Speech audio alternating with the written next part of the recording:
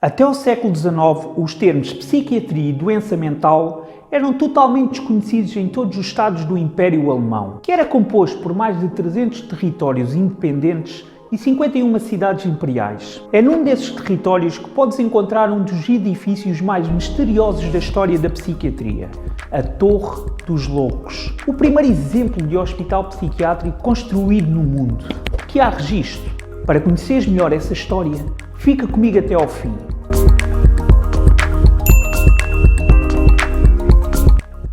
Enquanto nos países da Europa Ocidental se manifestavam as primeiras abordagens sobre o tema, é na Áustria que se pode encontrar o primeiro edifício construído de raiz, exclusivamente dedicado aos loucos, com princípios na base do acolhimento e proteção, que é o oposto do que acontece, por exemplo, em Bethlehem, que é oficialmente declarado como o primeiro hospital psiquiátrico da Europa. Vou deixar o link da história desse hospital na descrição se quiseres ver. Neste contexto, importa referir que no final do século XVIII, toda a Europa atravessa um conjunto de transformações, novas ideologias decorrentes do iluminismo e uma nova atitude nacionalista. Em Viena, sente-se o peso dos sucessivos conflitos entre os dois maiores estados do Império, a Áustria e a Prússia, conhecido como o dualismo alemão. As ruas da capital da monarquia austríaca são essencialmente ocupadas por um grande número de refugiados e vagabundos que se misturavam entre mendigos, criminosos, prostitutas, doentes, vadios, loucos e por aí. É precisamente diante deste cenário que José II, imperador desde 1765, direciona a sua regência, tendo como um dos focos principais a melhoria do sistema de saúde e o desenvolvimento do sistema social, para proteger e apoiar o seu povo. A sua posição e os seus ideais fazem com que José II seja conhecido como um imperador reformista e um dos mais admirados mesmo nos dias de hoje. Entre as suas diversas características, uma das que mais se destaca é o seu gosto por viagens. Passou quase um terço do seu reinado a viajar pelos diversos estados austríacos e a restante Europa. Visitou essencialmente locais de requalificação, ou seja, áreas onde se discutiam preocupações sanitárias, estratégias de segurança, procedimentos militares e recursos económicos. E é neste palco de eventos que o imperador reúne as suas inspirações que utilizará para os próprios projetos e reformas. Entre as diversas viagens, uma das mais importantes e inspiradoras para José II foi a sua visita à França em 1777. Nesta época, o tema de ordem e discussão era precisamente em torno da criação de novas estratégias de saúde e segurança pública, no momento em que se colocava o problema da reconstrução do novo Hotel Dieu em Paris, o maior e o mais moderno hospital da Europa da época, que teria sido destruído na sequência de um incêndio em 1772. José II, durante esta viagem à França, teve a oportunidade de se familiarizar com as ideias mais recentes em discussão para o novo modelo de projeto do Hospital Geral, assim como os conceitos introduzidos sobre a construção do novo espaço hospitalar, que se estava a implementar em todo o Estado francês. Neste percurso,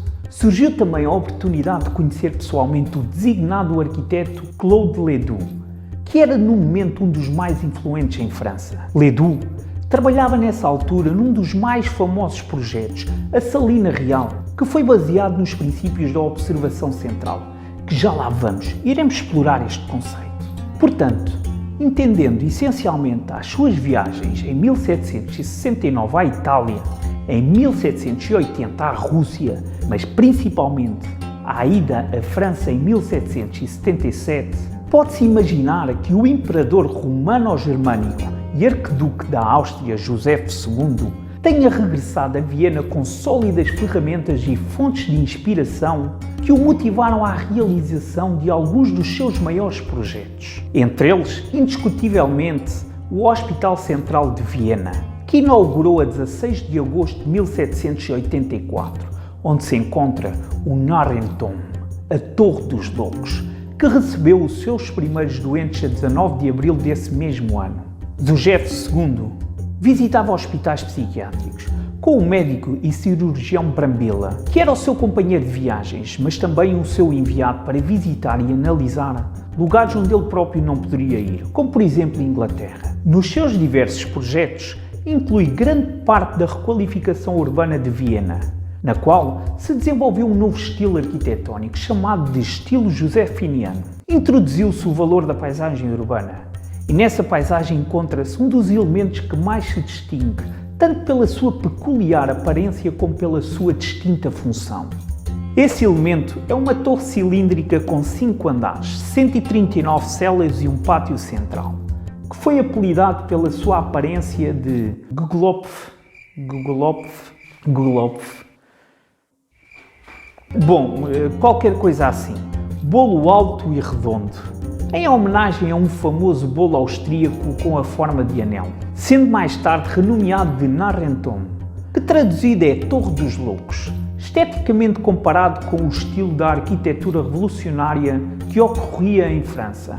Na época da sua construção, o seu desenho era totalmente único e inovador. Para além disso, o facto de a torre estar estrategicamente integrada no mesmo recinto do Distrito Médico, que se afirmava como o maior e o mais completo hospital geral da Europa, indicava que as pessoas com comportamentos estranhos passariam a ser responsabilidade médica, ou em vez de serem descartados para prisões onde seriam totalmente excluídos e desprotegidos. A própria ação de proteger os loucos, separá-los e colocá-los num espaço especificamente projetado era por si só uma iniciativa transformadora.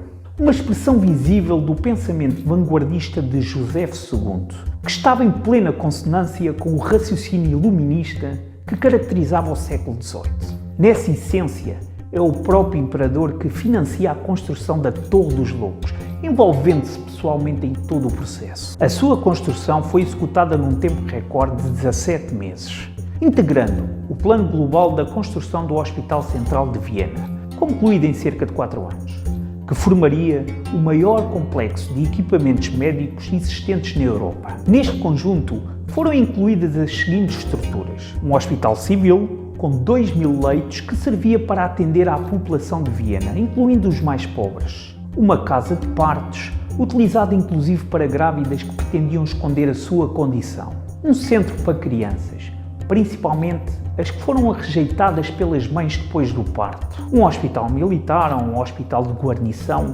com 1.200 leitos, uma academia médico-cirúrgica para 200 alunos, dormitórios para funcionários e alunos, um jardim de ervas medicinais e, finalmente, com 250 leitos, a primeira instituição que o ciclo científico conhece exclusivamente construído para receber pessoas com doenças mentais. É precisamente sobre este edifício que nos vamos centrar, a Torre dos Loucos, apoiada por uma vasta literatura que afirma ser o primeiro exemplo de hospital psiquiátrico construído no mundo, e que há registro, tendo em atenção a própria proteção e vigilância do doente mental. O desenho deste peculiar edifício com geometria circular foi realizado com a contribuição do arquiteto da corte austríaca, Isidor Cannavale, que é um dos importantes representantes do neoclassicismo e um dos mais influentes da época. Cannavale, de origem francesa, foi também autor de diversas obras de referência na cidade de Viena e é muito provável, segundo diversas fontes, que tenha contribuído para a construção de ideias que alinharam o projeto do Hospital Geral, embora apenas o projeto da Torre dos Loucos esteja assumidamente associado ao seu nome. Mas este é um ponto que gera muita divergência entre investigadores. Por um lado, uns dizem que há a possibilidade de ter sido projetado pelo próprio José II, pela simplicidade das linhas do edifício, e parece que o próprio imperador tinha formação em arquitetura. Por outro lado, questiona-se ainda a possibilidade de ter sido o arquiteto Joseph Gerl, uma vez que era o principal responsável pela construção e supervisão do Hospital Geral. Ainda se discute a possibilidade de ter sido o próprio Brambilla, que apesar de ser médico cirurgião, era o principal companheiro de viagem do imperador e o mais familiarizado com os seus ideais. Eu não aprofundei esta questão, mas deixo o desafio. Afinal, quem foi o verdadeiro arquiteto da Torre dos Loucos em Viena? É certo que esta construção motivou vários estudos e atraiu diversos visitantes, desde arquitetos, médicos, académicos ou apenas curiosos, até aos dias de hoje. Isso deve-se ao facto de se considerar que a torre puramente geométrica em forma circular e sem adornos afirma o classicismo revolucionário na cidade e, principalmente, por ter sido uma novidade para a época a função para a qual foi projetada. Lembrando que, pelo menos até à segunda metade do século XIX, Qualquer comportamento socialmente desviante e estranho era um tabu e publicamente censurado. Desse modo, o projeto da torre é valorizado pela sua iniciativa pioneira, tanto pelo desenho como pela função, comparativamente aos restantes países da Europa, o que o torna uma instituição médica de vanguarda, que marca não só o início dos cuidados dos loucos, como também o início da observação e compreensão da doença mental. A Torre dos Loucos é talvez o edifício mais invulgar, complexo e mistificado de Viena. Ou seja, para além de servir um público especificamente estranho para a época, a própria construção reúne um conjunto de símbolos com significados ocultos. Aparentemente, a localização, o número de elementos estruturais, o desenho da planta e até a própria data de inauguração obedecem a um conjunto de significados regidos pelos princípios místicos da maçonaria e da numerologia.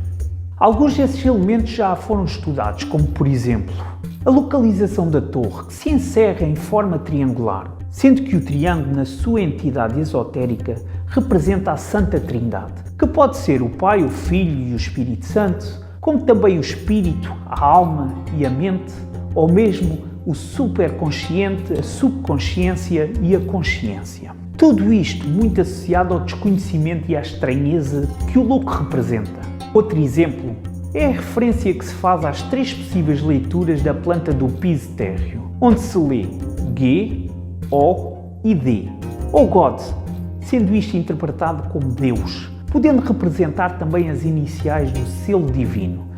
Enfim, apesar de ser muito interessante o tema sobre as descobertas de elementos secretos ou místicos da Torre dos Loucos, é uma linha de pesquisa que requer uma particular atenção. Se tiverem curiosidade, deixem nos comentários para eu pensar na possibilidade de aprofundar mais esse assunto. Entretanto, lanço eu esse desafio, para quem se sentir capaz de fazer essa análise. E depois, se quiseres, podes partilhar.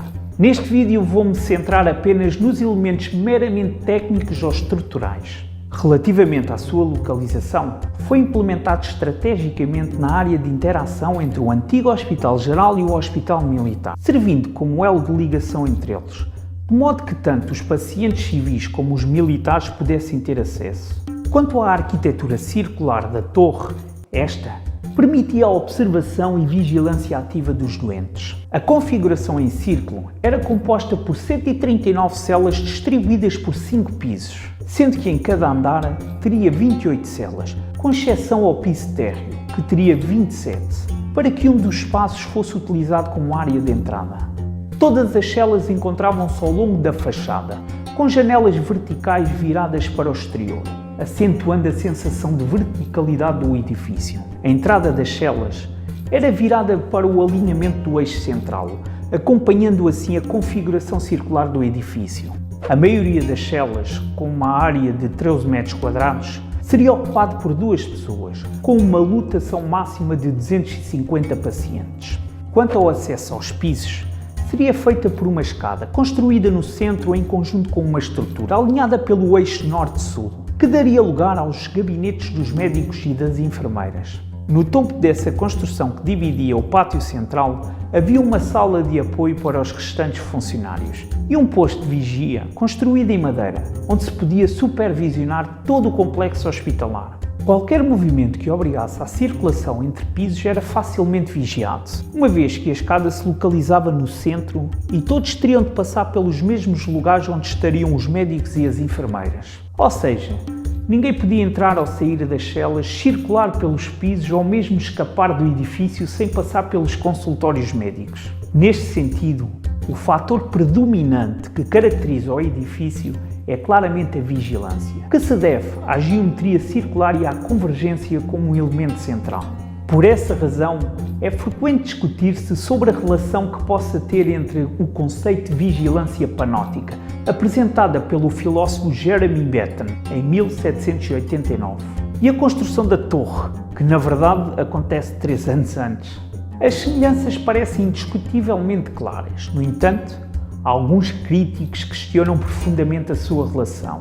É mais uma polémica. Foucault diz que não se aplica ao princípio da observação direta, então não é o panóptico. Outros argumentam que essa relação é muito adjacente, porque é uma estrutura cilíndrica virada para o interior e reflete os princípios básicos do panóptico. Outros dizem, como as células não podem ser vigiadas a partir do centro, essa associação manifesta-se controversa e distante. Enfim, é mais uma discussão em aberto, até porque a criação deste conceito, o modelo panóptico, foi patenteado pelo filósofo Bentham, através do lançamento do seu livro em 1789.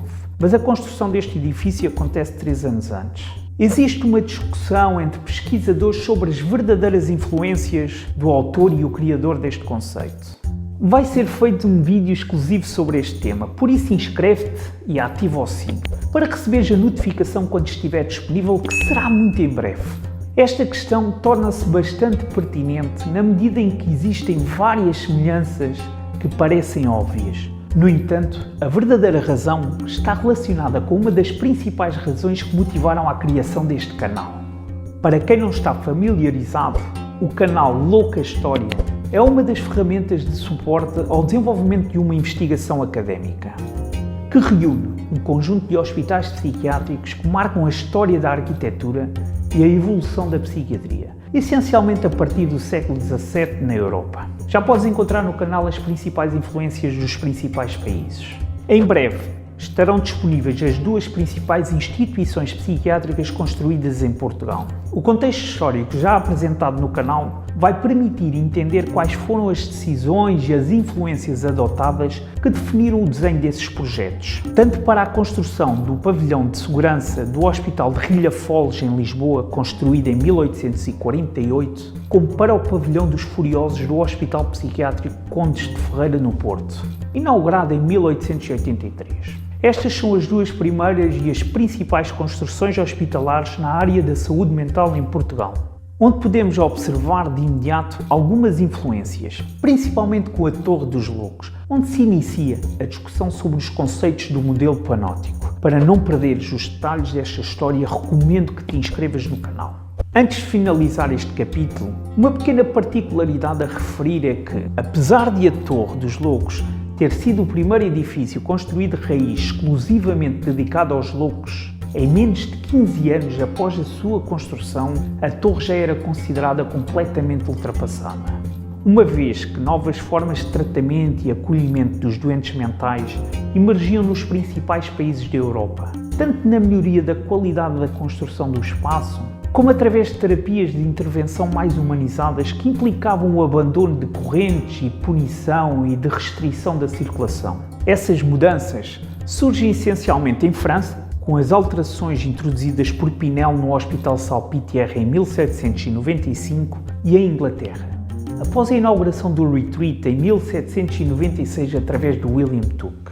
Qualquer das formas, apesar de em Viena estarem cientes sobre os novos procedimentos terapêuticos para com a doença mental, é somente em 1839 que colocam o fim à utilização das correntes. Mais tarde, em 1866, a torre dá início ao encerramento das suas funções como hospital psiquiátrico, fechando totalmente as portas em 1869, após os últimos pacientes terem sido transferidos. Em fevereiro do ano seguinte, o prédio foi vendido à Fundação Hospitalar da Baixa Áustria e foram feitas algumas reformas na torre, sendo de seguida reaberta, mas desta vez como residência oficial para a equipa médica.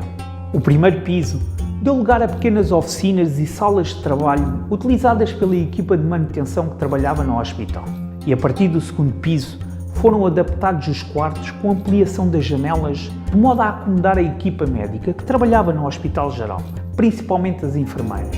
Entretanto, gradualmente, a partir de 1970, os quartos foram ficando livres e dando lugar a espaços de exposição e armazenamento do material médico, até à saída dos últimos médicos residentes em 1993. Hoje, a Torre dos Loucos abriga o Museu Federal das Patologias Anatómicas de Viena e é propriedade da Universidade de Viena. Este museu foi oficialmente instalado em 1971 e possui a maior e a mais antiga coleção do mundo de anatomia patológica, com mais de 4.000 espécimes de anomalias físicas e deformidades que foram preservadas ao longo de diversos anos. Também tem em exposição várias imitações de partes do corpo humano e material médico, cirúrgico e terapêutico que foram utilizados ao longo da história do hospital. É um dos museus mais importantes do mundo e atrai anualmente milhares de visitantes, integrando exposições organizadas pelos próprios professores e alunos da Universidade de Medicina de Viena. E pronto, é isso. Mais uma vez, foi um prazer partilhar mais uma história. Se foi interessante para ti, deixa um like e inscreve-te. Só assim eu saberei se estou a conseguir corresponder e oferecer-te informação de qualidade. Com a tua inscrição é uma forma de ajudares o canal a crescer. De qualquer das formas, ativa o sino, porque o próximo vídeo é inclusive uma das minhas histórias preferidas. Tenho a certeza que vais gostar. É sobre a princesa Difna, a santa padroeira da doença mental. Até lá, um abraço e vejo-te no próximo vídeo.